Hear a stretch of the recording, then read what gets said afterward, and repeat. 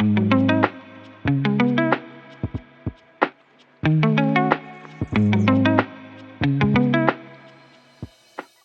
welcome. I'm Bill Fung, your local Denver realtor, and I have here Patrick Langhans from Cross Country Mortgage. I've known him for 10 plus years and have used him with a lot of my buyers. And I'll let Patrick talk a little bit about him, and then we're going to be talking about conventional loans. I'm Patrick Langhans, Cross Country Mortgage. Been helping people see what they qualify for, get pre-approved, helping them with their mortgage, whether it's to buy a home or refinance, for the last 24 years, and we've helped over 3,000 families. Wonderful. Yeah. On that. Now today we're going to go ahead and talk about conventional loans. And generally, I'm going to let Patrick just explain a little bit like, all right, what's a conventional loan? Go. Go. So conventional loan, if you've ever heard the term Fannie Mae or Freddie Mac, that's a conventional loan. So conventional loan, it is regulated to some extent by the government, and those two government agencies, or partially government agencies, are Fannie Mae and Freddie Mac. So if you've ever heard those terms, that's a conventional loan.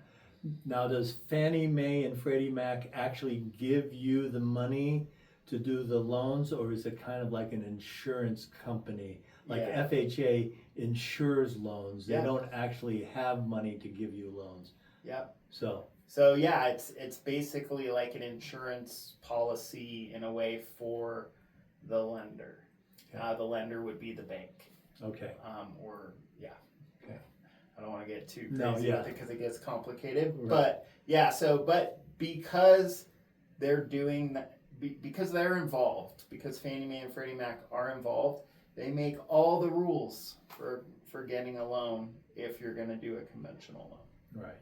So sometimes you may wonder why a lender will ask you 5 times for, quote, the same information. It's because there's little nuances Yeah. as it goes through the process. So just keep that in mind. Let's talk a little bit about down payment. Is there such thing as zero down payment with conventional loans, or what are the percentages? So technically the minimum down payment, if you're a first-time home buyer, is 3%. And if you're not a first-time home buyer, it's 5%. Now there are ways to get down payment assistance to cover that so that you would not have a down payment, but the general requirement is 3 to 5% for a conventional loan. Okay. And then also conventional loans have what's called a private mortgage insurance, or is it Yeah. a mortgage insurance premium? So this would be private mortgage insurance. Okay. So on a conventional loan, if you don't do 20% down, well, here, I'll tell it through a story. A long time ago, pretty much the requirement to get a loan was 20% down, okay, until private mortgage insurance was invented. The reason lenders wanted you to put 20% down to buy a home is because that home is that's their collateral. So if you stop making payments and walking away, they want a little bit of equity in there so that when they sell the home, their loan amount's covered. They can get their money back. So it used to be 20%. That was the rule. And then they came up with private mortgage insurance. And what it is it's an insurance policy for the lender. So literally, if you stop making payments and they have to foreclose, that insurance policy gets them some of their money back if they can't get it all from the sale of the home. So if you don't put 20% down, they'll let you put less now as long as you pay this private mortgage insurance each month. It's a monthly cost. Is there ever a time when this private mortgage insurance goes away and you don't have to pay for it, up until, of course, when you actually pay the loan off completely? But you know Yeah. what I mean. So, on an FHA loan, you're stuck with it until you pay off that loan. On a conventional loan, there's a few ways to get rid of it. In general, once you have 20% in equity. So another way to word that is if your loan balance is equal to 80% of your home's value, then you can typically get rid of the private mortgage insurance. There's a lot of caveats around that. You typically have to have the home 2 years unless you're just going to pay a big chunk off. Okay. So I've heard this before, and I don't know if it applies to the other loans, but and we're jumping a little bit ahead. I've heard something called a recast. Is that something that applies to a conventional loan, and exactly what is a recast? So a recast is when you pay off a big portion of the loan, and then your payment is recalculated based on the new loan balance. Now, the way mortgages work, or a 30-year fixed, which is probably the most common type of loan, is when you close on that loan, your mortgage payment is set. Your principal and interest payment is set. So you're going to have the same payment every single month, even if you pay extra. Okay, so even if you 1 month, you get your tax refund, you pay an extra $2,000 of the loan off, the next month your payment's going to be exactly the same. You're just paying you're going to pay the loan off sooner. Okay, and you will pay a little less interest over time. A recast is a way to pay a big chunk off and then have your payment recalculated. Now the thing with that recast is it's kind of up to the lender that's servicing the loan. So whichever lender you're making payments to, it's kind of up to them on whether they'll allow it or not. So you could be paying cross-country mortgage, your monthly payment, on a Fannie Mae loan, okay? But it's up to cross-country. You could be paying Chase or Wells Fargo your monthly payment, and it could be a Fannie Mae or Freddie Mac loan, but it's up to them if they want to do that recast. So each lender has a few different rules. So conventional loans, I'm just wondering, let's get off the topic of the recast. Yeah. Some people might have gotten a conventional loan a few years back that has an incredibly low interest rate. And some people say, gee, I wonder if I can assume somebody's loan. Yeah. So in a conventional loan, can a borrower assume a current seller's loan so that they get the same interest rate? Of course, if it's low, they don't want a higher one. Right. So yeah, so on conventional, you cannot assume. Okay. And just to explain assumptions real quick, if I wanted to buy a house and that seller had a 2.5% rate, they're out there. Assume would mean I'm going to buy your home and take over your mortgage. Conventional does not allow that, although VA and FHA do. Okay. I've had some people ask me that question. I said I was pretty sure there wasn't a way to do it, Yeah. but I thought let me just go ahead and find out.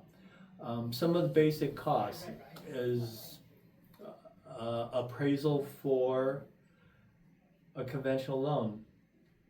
How much? A range? $650 to $850. Okay. Yeah. Now that's currently. So if you see this 2 or 3 years from now, that could be a different. Yeah. That could be a different price. But as of right now, when we're talking about it, that's the approximate range on that. Just so you know. Credit scores. Yeah. What type of credit scores do you have? Do you need? I'm going to say minimum have to be able to do a conventional loan. Because if you don't qualify for that, then of course there's FHA or other choices. So typically the minimum credit score is 620. Okay.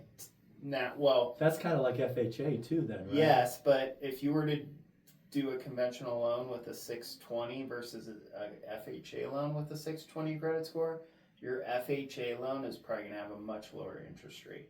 Okay. And the reason is conventional penalizes you for every 20 points on your credit score. So the top tier is probably like 740 or 760. And so if you have a 740, 760 credit score, you're getting the best rate possible. And then every 20 points lower, it starts to penalize you. Mm-hmm. There's a caveat to that though. If you're a first-time home buyer, it doesn't matter as much. Yep. So if you're a first-time home buyer, that penalty for a lower credit score is waived.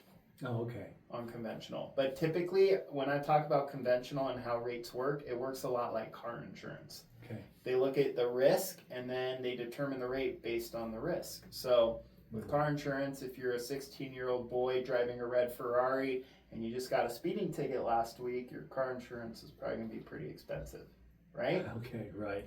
On a mortgage, if you're doing minimum down payment with the 620 credit score and your debt's really high, then you may pay a higher interest rate. So conventional is really, in general, for people with credit scores over 680.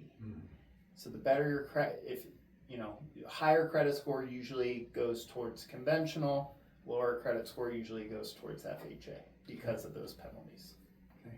So again, a lot of nuances to know. So depending on what the situation, you want to talk about the different potential scenarios that you have when purchasing a home using a conventional loan. Yeah. Now, some of the other things, can you have more than one conventional loan? In other words, I do work with people who are looking to build a portfolio of properties. So can you buy a home with a conventional loan and then decide to go buy a second home, not have to pay off the first home and make that into a rental?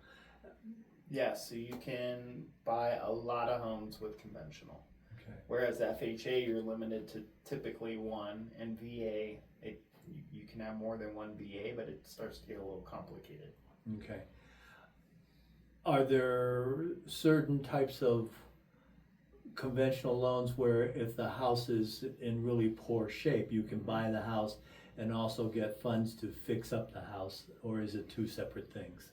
You can. So there are conventional rehab loans or improvement loans, and on those, you're basically financing repairs. So if you were going to buy a fixer-upper and it needed $50,000 worth of work to bring it up to standard, you could finance that $50,000. You could roll it into your mortgage when you buy the home. Okay. So let's put it this way.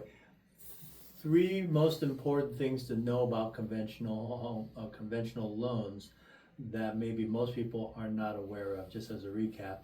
And then 3 things that are pitfalls that would help people to know about in advance so they don't stumble. Yeah, so most important thing to know is conventional is going to have more stringent requirements. Okay, so you're going to need a better credit score than most other loans to make it viable type of option for you. Down payment, typically 3 to 5%. However, there are some down payment assistance options. And then I would say if you can get above a 680 credit score, or you're a first-time home buyer, it's a really good program that's going to save you money. Okay. Pitfalls, kind of the opposite of that. It is more stringent. I would just say in general, with any type of housing situation, if you're thinking of buying, the sooner you can talk to someone like me, the sooner we can start to find those pitfalls and help you navigate them, so we can get you into a better situation. Okay.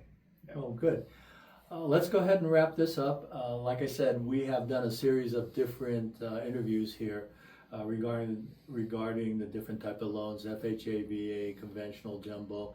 And as they come up, when we have them, we'll also put links below them so that you can go and listen to those specific types of loans and their requirements. And again, I'm Bill Fung, your local Denver realtor.